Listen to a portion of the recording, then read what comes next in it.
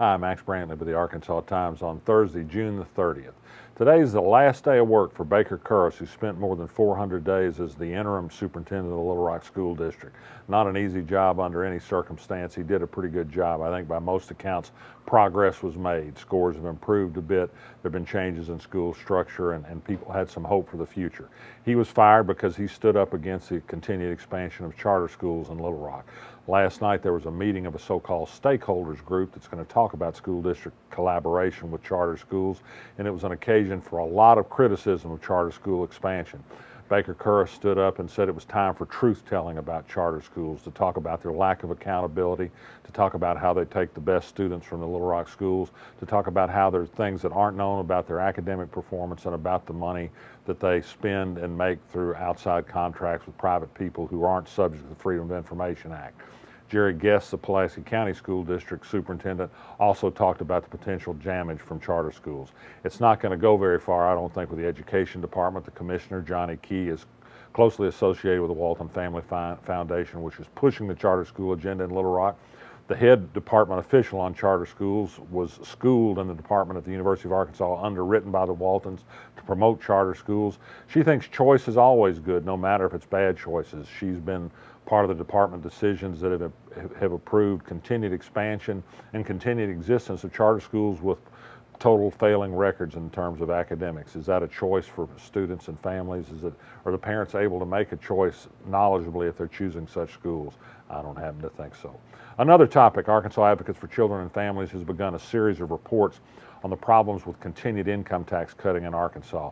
They say that income tax don't spur economic development. The studies say so. They point to other states, California, Kansas and Louisiana particularly, that have had devastating problems with budget cuts because of income tax cuts that haven't produced the windfall of prosperity that they were said to produce.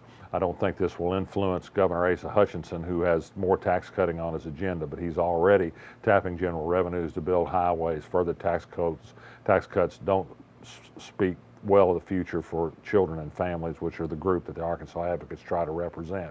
Big news on the national scene today. The Pentagon said that it's going to allow open service of transgender people in the military.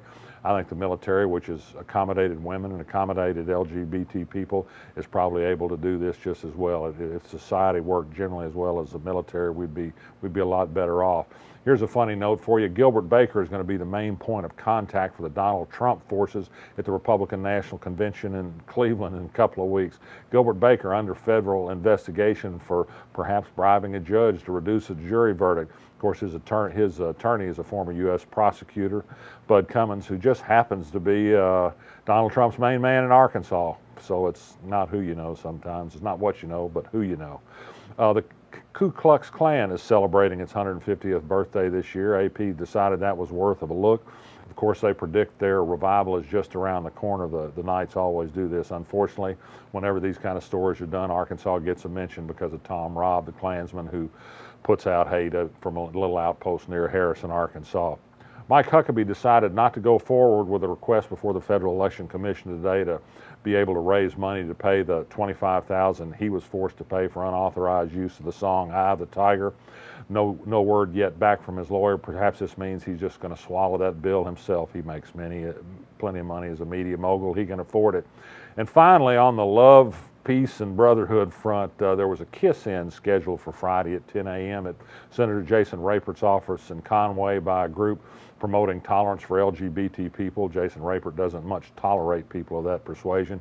But Jason Rapert's apparently moving out of his office in Conway, so the Kiss-In has been moved to the state capitol. It will still occur. I think actually it's at 1 p.m. at the state capitol, on the state capitol steps. It might be safer at the capitol than on Jason Rapert's office. You know, he is armed and dangerous, as he's frequently said. I'm Max Brantley. I'm not armed. I'll be back tomorrow.